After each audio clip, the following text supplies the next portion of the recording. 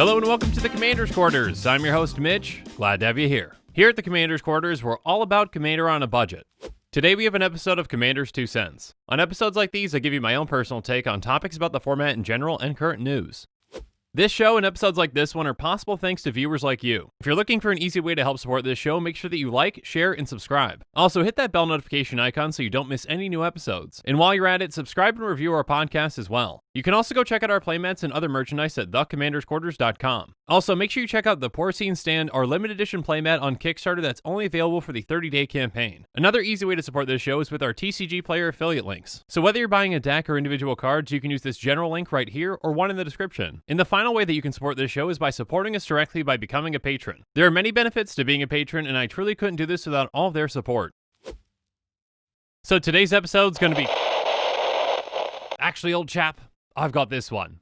Hello and welcome to the Commander's Quarter Millions. I, of course, am your host, Maximilian. Let's bring some sophistication to the channel today. I mean, clearly you prefer to hear from me and not that dreary budget builder Mitch. As the peasants might say, the proof is in the pudding. My first glorious episode already has 123,000 views. You all clearly have a very refined and sophisticated taste. So on today's episode, let's talk about my favorite thing, money. And as everyone knows, magic and money go together like Kobe beef and a red Bordeaux. So today let's talk about the cards that Wizards won't reprint in 2020. Now, Wizards has announced some new Commander products for next year. The Commander Legends set has especially caught the attention of many. It's a full set made specifically for Commander. So many Commander players are very excited about all the reprints they expect to be coming. Now, myself and I am sure many of my good friends in the MTG finance community would love it if Wizards simply wouldn't reprint anything of value. Our hoarding of expensive cards would become even more profitable. And although their collections pale in comparison to my own, the rest of the MTG finance community does try so hard. Regardless, Wizards will reprint some cards for the peasants. But much like me, they like making money too.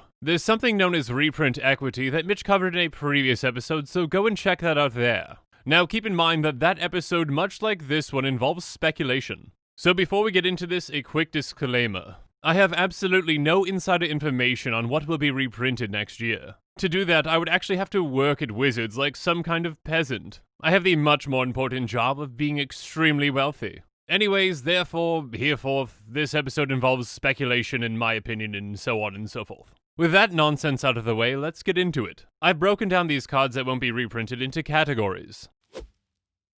The first category I'm going to call a very rough draft. The Commander Legends set is going to be a draftable Commander set. Because of that, you'd have to think that Wizards would be taking the draft experience into account. There are certain types of cards that go well in drafts and other certain types of cards that simply do not. Now, Wizards might buck the trend and prove me wrong, but I feel like they're not going to want things in there that slow the game down. Some cards that fit into this category are Sensei's Divining Top and Scroll Rack. Currently, the top is over $30 and Scroll Rack is over $60. Sensei's Divining Top is an artifact that costs 1, and it says pay 1 to look at the top 3 cards of your library, then put them back in any order. You can also tap it to draw a card and put Sensei's Divining Top on top of its owner's library. For a very minor investment, you can essentially rearrange the top of your library whenever you want. This can take an especially long time, especially for people who can't make quick decisions. Scroll Rack has a somewhat similar problem. It's an artifact that costs 2, and you pay 1 and tap it to exile any number of cards from your hand face down. Then you put that many cards from the top of your library into your hand and put the exiled cards on top of your library in any order. Basically, you're swapping cards from your hand for cards on top of your library. Again, because the effect is very inexpensive, you're going to be doing this a lot. And because these cards are artifacts, they can go in any deck. If Wizards truly does want an enjoyable draft experience, they won't be including these. Another card they won't include is Sylvan Library. Currently it's over $33 and it's an enchantment for 1 and a green. It says at the beginning of your draw step you may draw 2 additional cards. If you do, choose 2 cards in your hand drawn this turn. For each of those cards, pay 4 life or put the card on top of your library. Essentially, you get to pick and choose from the top 3 cards which one you want that turn, or you can pay some life to get extra. Again, like the top and Scroll Rack, this can lead to some very slow play. Finally, in this category, let's include Rhystic Study. Currently it's nearly $20, and that price is only going to increase if it's not reprinted. It's an enchantment for 2 and a blue, and it says whenever an opponent casts a spell, you may draw a card unless that player pays 1. Again, if Wizards truly does want an enjoyable draft environment, they're going to consider not including this. This card has become synonymous with the phrase, "Are you going to pay 1 for that?" When this card is in play, you're going to hear that question at least 1,000 times each game. So of course, this can become quite annoying. Again, I don't believe that Wizards will reprint this card if they truly do want that enjoyable draft experience. So next year, when Wizards doesn't reprint this, I'm going to be asking you one question. Are you going to be paying $25 for that? But now let's move on to our next category, which I am calling Aging Like a Fine Wine.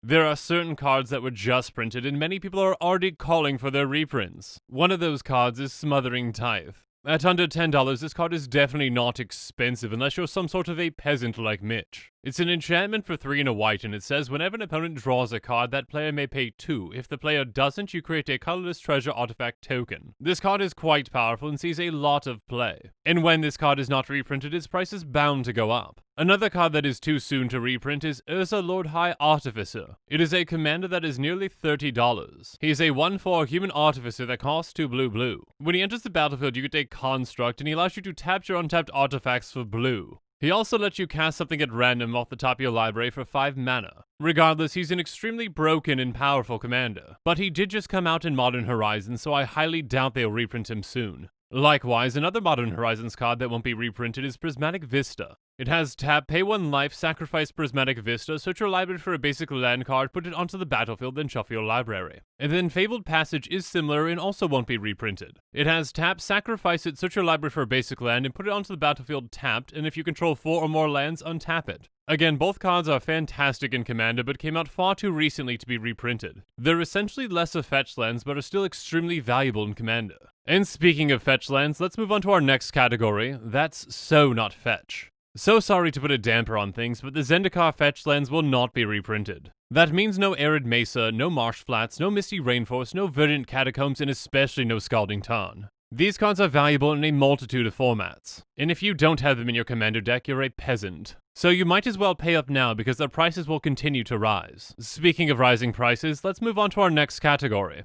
Let's just call this category More Money, More Power. The power level of these cards can simply not be denied. What also can't be denied is their value, so their prices will continue to increase. Now, Wizards could reprint these cards for you next year, but I don't believe they will. Their power level and price is so high that they'll probably try a different tactic. They're going to use their reprint equity to sell other sets in the future. Just by putting one of these in a set will get everyone's attention. The first of these is Teferi's Protection, which is currently over $35. It's an instant for 2 and a white, and it says until your next turn your life total can't change, and you have protection from everything, all permanents you control phase out. Exile Teferi's Protection. When you're wealthy like me, laws don't apply to you, and this is a very similar principle. Another card in this category is Mana Drain, which is currently nearly $80. It's an instant for blue, and it says counter target spell at the beginning of your next main phase, add an amount of colorless to your mana pool equal to that spell's converted mana cost. Now, if all of you weren't peasants, you'd be playing this over counter spell because it is simply better. So simply make more money now and buy Mana Drain because it won't be reprinted next year. Another card that won't be reprinted is Vampiric Tutor. It's currently over $60, and it's an instant that costs a black. It says search your library for a card, then shuffle your library and put that card on top of it, you lose 2 life. Any card for 1 mana and 2 life is a very small price to pay. It's a very powerful card, and its price is going to reflect that. Next up, there's Blightsteel Colossus, which is nearly $50. It's an 11/11 indestructible golem with trample and infect that costs 12. Because of that, it can essentially kill any player in just 1 hit. And because it's an artifact, it can go in any deck. Similarly, 2 other cards that can go in any deck are Karn and Ugin. Both of these are planeswalkers with prices approaching $50. They also see plenty of play in the very affordable format Modern, so their price is especially going to increase when they're not reprinted. But now let's move on to our next category, Don't Rock the Yacht. First up, we've got some Mana Rocks that won't be reprinted with Mana Vault and of course the lovely Mana Crypt. Mana Crypt is essentially the rich person's Soul Ring. If all the peasantry could afford it, they'd play in every single one of their decks. But since it is approaching $200, they will not do so. Anyways, neither Mana Vault nor Mana Crypt will be reprinted next year. So you might as well be happy with just playing Soul Ring, you peasants. Another ramp card that won't be reprinted is 3 Visits. It's essentially just a rich person's Nature's Law. Because there's another card that does the exact same thing, Wizards has no need to reprint this. So if you want, you may use Nature's Law, but you may not use this unless you have money.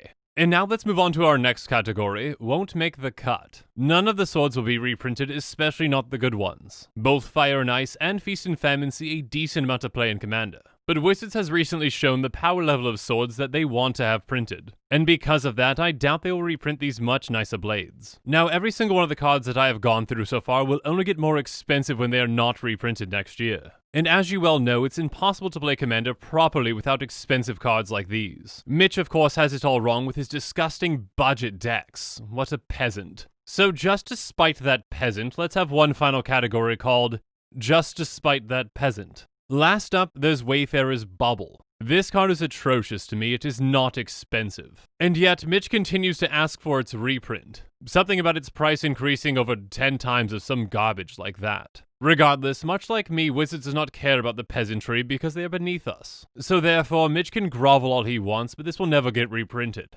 Anyways, I've got some important rich people stuff to do. Not that I care at all, but if you feel like commenting below, go ahead. What cards do you want reprinted that you know won't be? And now back to that peasant Mitch to wrap up the show for me. Also, make sure you check out the Porcine Stand, our limited edition playmat that's only available for the 30-day Kickstarter campaign. Once that campaign ends, it will no longer be available for purchase, so make sure you're backing the campaign before it's too late. And make sure you're following us on social media for more updates and sneak peeks on future episodes. Again, a huge thank you to my patrons who help make this show possible. I truly couldn't do any of this without your support. If you want to support this channel directly, consider becoming a patron. There are many benefits to being a patron, including being able to vote on future commanders for deck techs. There are even tiers where you get your own personalized deck tech dedicated to you. You can check out all the Patreon tiers and rewards at patreon.com/commandersquarters.